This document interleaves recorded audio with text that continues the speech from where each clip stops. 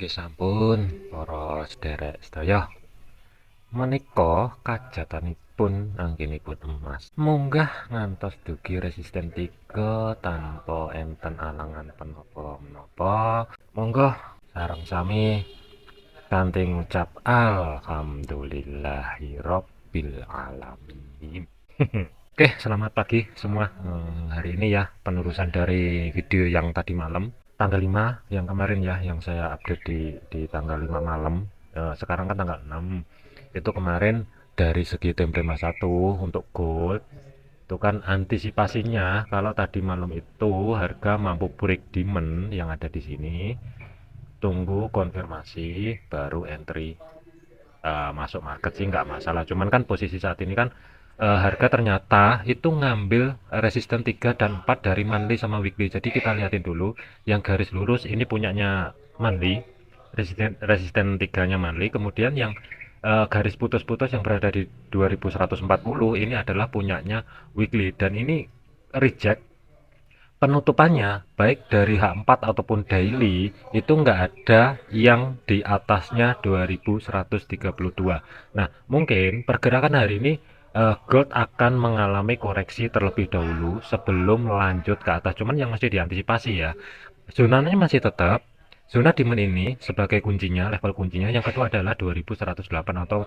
yang menjadi support duanya weekly yang sebelumnya menjadi resisten. Ini kuncinya satu ya. Kalau misalkan harga bergerak ke bawah, jebol, demandnya jebol, mungkin dari segi time frame kecil tentunya antara H1 ke bawah mungkin akan ada tarikan lagi ke atas.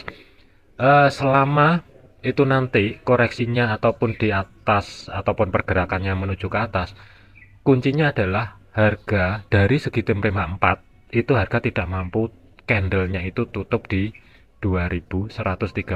Mungkin ini 70% valid, gold akan melakukan koreksi dulu sebelum lanjut ke atas. Di waspada karena ringnya ini gede ya. Ini pergerakannya kelihatannya kecil tapi ini ratusan pip. Jadi waspada. Jangan overload, jangan overtrade itu aja. Makanya dari video yang sebelumnya itu kan saya sarankan untuk ngontrol baik dari segi psikologis, entriannya itu saya sarankan pakai jurnal. Nah, tujuannya itu sebenarnya nggak lain adalah supaya pelan-pelan itu kita ngejar targetnya itu lebih mudah. Yang keduanya kita kontrol lotnya supaya nggak overload. Yang ketiga kita punya batasan entry maksimal. Contohnya adalah apa namanya 5 kali dalam satu hari, totalnya sekian lot. Tujuannya sih seperti itu. Cuman kak ya kalau masih mau tetap barbar, ya resiko tanggung dewe. Oke, gitu aja. Lanjut ke gold. Untuk saya pribadi ya, untuk saya pribadi saya masih tetap antisipasi. Kalau misalkan ini mungkin kalau demand ini jebol, mungkin saya akan hold sell, tapi target saya nggak bisa jauh-jauh dulu. Untuk targetnya mungkin saya akan keluar di 2100 itu aja. Kalau misalkan zona demand yang ada di sini nggak jebol, ini masih ada berpotensi untuk hari ini.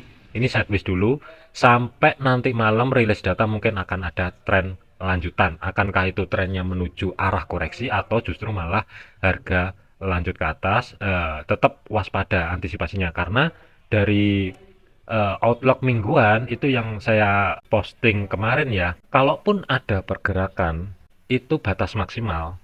Fokusnya minggu ini adalah garis yang di sini blok biru atas dan bawah itu kalau pergerakan terjadi signifikan. Cuman untuk minggu ini untuk gold malah ke atas ngambil level area resisten 3-nya dari weekly dan monthly-nya dan ini sudah tercapai. Tetap hati-hati ya, hati-hati karena gold ini masih belum ada tanda-tanda valid pembalikan arah yang jelas. Intinya hati-hati. Cuman kalau mau day trade mungkin ngambil 100 pip, 125 pip mungkin oke lah, itu aja. Cuman tetap waspada aja.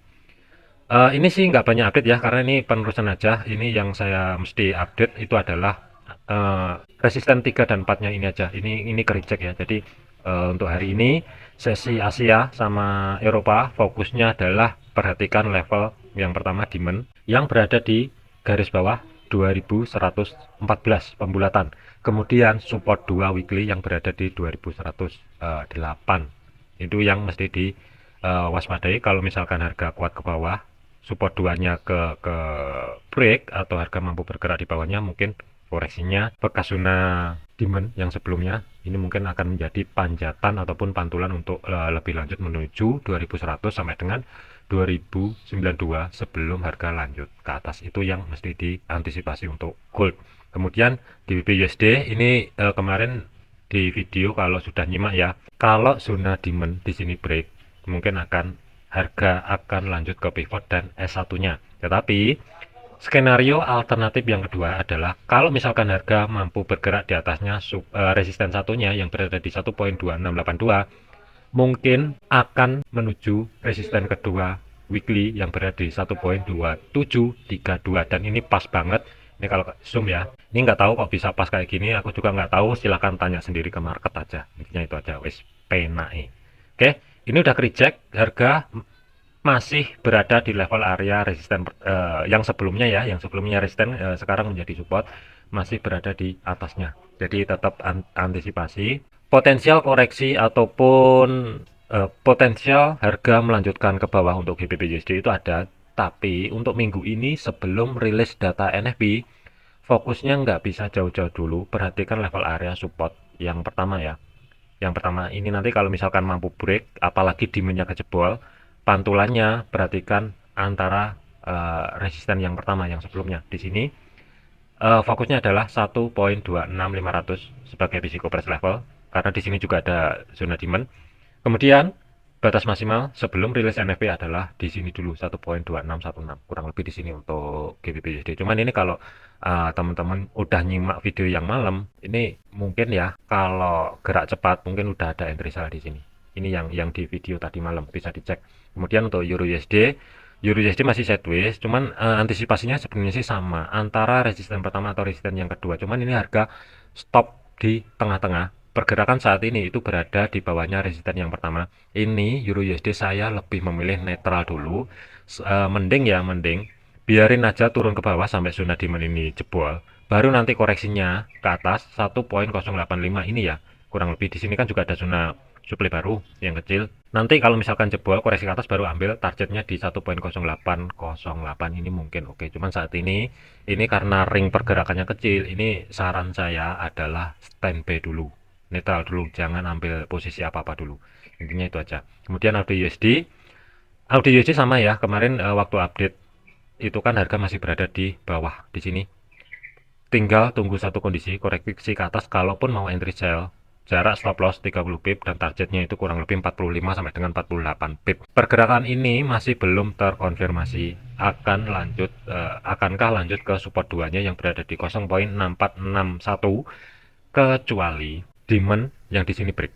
Kalau demand ini break mungkin akan ada pantulan menuju support satunya weekly 0.6500 sebagai physical price levelnya, baru akan lanjut ke bawah. Ini antisipasi ya, potensial pelan-pelan ngerambat ke bawah itu ada.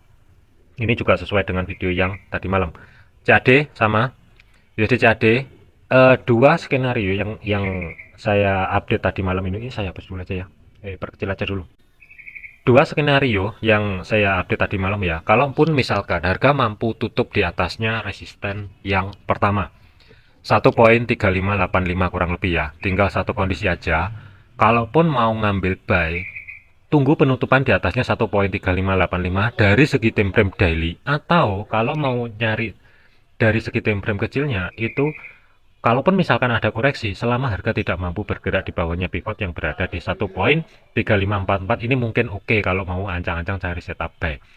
Jadi ini masih sesuai planning, targetnya masih tetap di 1.3645. Untuk USD Swiss sama. Sebenarnya USD Swiss ini pelan-pelan ngerambat ke atas, cuman hati-hati karena ini juga sudah kedetek level area sideways-nya itu berada di 0.8836 sampai dengan 0.8873. Kuncinya adalah kalau misalkan USD Swiss ini hari ini mampu bergerak di atasnya resisten 0.8874 pembulatan, mungkin kita akan lihatin tren yang signifikan menuju 0.89300-an. Tetapi kalau sekali lagi kalau misalkan harga ke atas mendekati level resisten pertama 0.8874-nya ini ke reject sekali lagi, masih ada potensial ini lanjut sideways, bahkan dia akan menguji support satunya dulu sebelum lanjut ke atas. Itu yang mesti diantisipasi untuk USD Swiss. Planningnya masih tetap buy Selanjutnya adalah USD CPY. Untuk USD CPY dari segi time frame 1 langsung aja ya. Untuk pergerakan ini juga nggak kemana-mana. Pergerakan ini masih sideways, cuman rank area sideways-nya itu lumayan gede dari support 1 yang berada di 149.500 sampai dengan level area resisten pertama itu ruang gerak sekitar 108 pip yang berada di 150.57 tentunya. Kuncinya adalah pergerakan saat ini masih bermain-main mepet banget ya di garis level area pivot. Ini masih belum terkonfirmasi akankah lanjut ke atas atau tidak. Kuncinya ini saya hapus dulu karena ini sudah break. Saya hapus dulu. Perhatikan level area support 1 yang berada di 149.500 sebagai risiko press level. Itu yang pertama. Yang kedua adalah zona drop base drop yang di sini. Ambil pucuknya. Kurang lebih di sini. Ini ambil pucuknya. Kalau misalkan dua skenario. Yang pertama adalah kalau harga tidak mampu bergerak di atas pivot, saran saya kalau mau ngambil buy, tunggu di sedekat mungkin di 149.500 selama harga tidak mampu bergerak di bawahnya. Ini mungkin oke kalau mau buy. Cari konfirmasi pembalikan arah baru masuk ke market. Itu skenario yang pertama. Skenario yang kedua adalah kalau misalkan harga tidak mampu bergerak ke bawah, justru malah dia langsung lanjut. Jadi ini bermain-main dulu di sini. Kemudian ke atas, drop is drop atas zona supply kecil ini ya. Zona supply ini kecil ini break. Tunggu koreksinya, baru ambil buy. Ini mungkin oke. Targetnya untuk daily nggak bisa jauh-jauh dulu, 150.57 sampai dengan 150.800 ini mungkin sebagai TP1 oke. Stop lossnya harus berada di bawahnya 149.700 itu aja. Kemudian untuk Bitcoin ya terakhir, Bitcoin kemarin sudah saya sampaikan. Kalau mau nyicil sell oke. Tapi kalau mau comot-comot hati-hati. Ini masih belum terkonfirmasi jelas. Kemarin sudah saya sampaikan di Outlook. Batas maksimal resisten 3 dan 4-nya kurang lebih di 59.900 sampai dengan 64.500 kurang lebih. Kalaupun break ataupun harga Bitcoin ini ke atas ya, nggak akan jauh-jauh dari level resisten 4-nya ini, dari kuartalnya, nggak akan jauh-jauh. Nah, kejadiannya untuk tadi malam, dia break menuju high yang sebelumnya, yang di kiri, high di tahun 2021.